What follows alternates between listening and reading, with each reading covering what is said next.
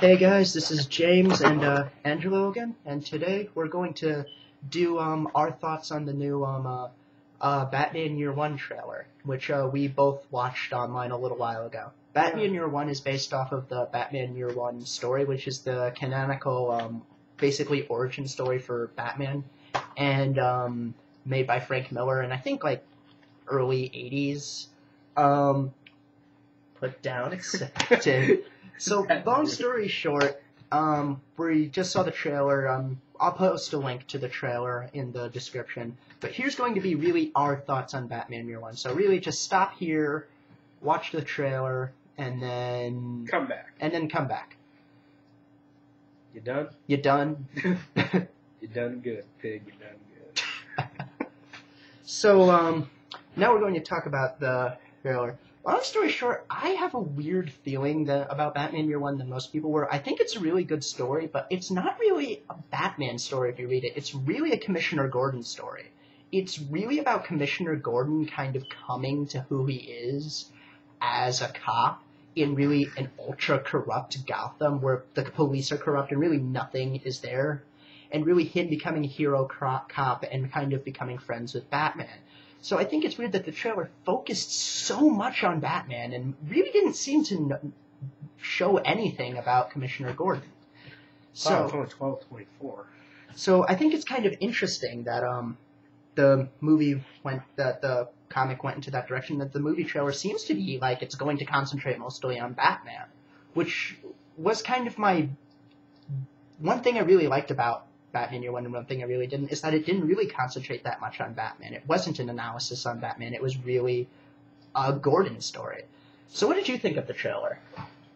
Wow, I just spaced out for a second. Personally, I believe the trailer kind of left a lot to the imagination. It made you really want to see Batman Year One. Yeah. But I cannot say the trailer really reminded me almost of the first and last couple scenes of Batman Begins. Well, Batman Year One was the main thing that inspired Batman Begins. Yeah, particularly that whole bat scene, which is really the best scene in the comic. Yeah, and personally, I feel like the trailer, it was, I don't know, it's just a really interesting trailer. I want to see Batman Year One.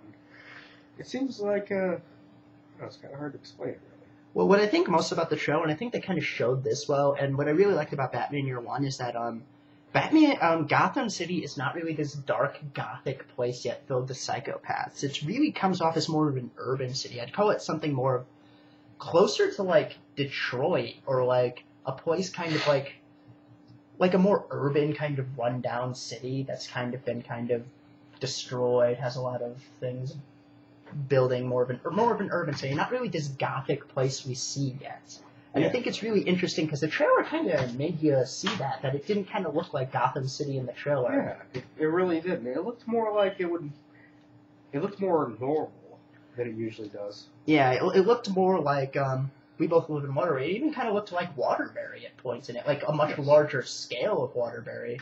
But it kind of looked like Waterbury in its kind of architecture and the way things look. It showed you what Gotham City was before Batman began his reign as a hero. And I know a lot of people don't like that about Batman Year One, where Gotham kind of has a more, like, regular kind of city feel, but I actually really like that.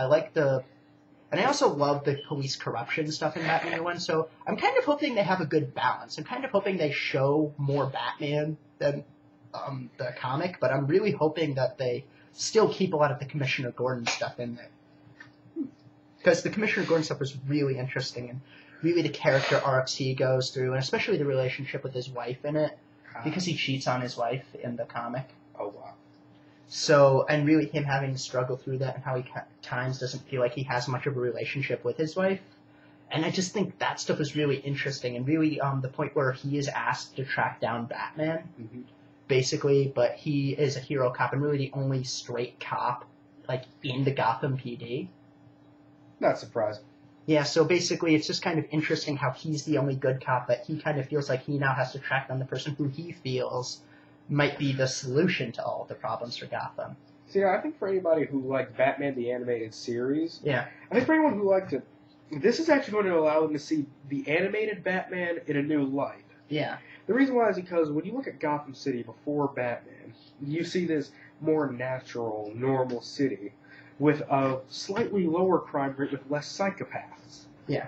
But when Batman comes along, you see this great change. Like, rather than seeing Gotham City on a normal night with a regular black sky, you see it now with this almost crimson red color, showing the drastic change that Batman has caused in the city. Well, he kind of caused a completely different belief to the city. I mean, he completely did give hope to the city to battle the corruption, but almost because of what he's brought, a complete new evil was brought. A new, like, kind of psychotic and evil. I actually like the idea of, like, a lot of the stuff with Batman later in life, because it kind of shows how he's losing the war, and really how in many ways it is an unwinnable war, and how it kind of started as a war against corruption, quickly became a war, like a necessary battle. I think we should go over to part 2.